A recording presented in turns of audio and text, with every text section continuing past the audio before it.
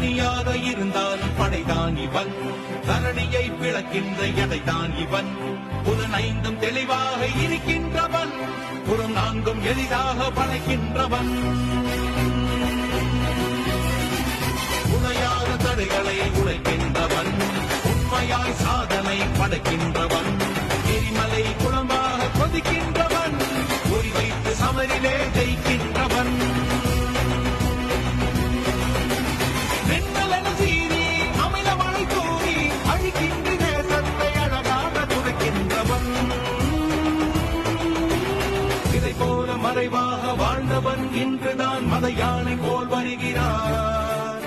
அடையாளம் தெரியாத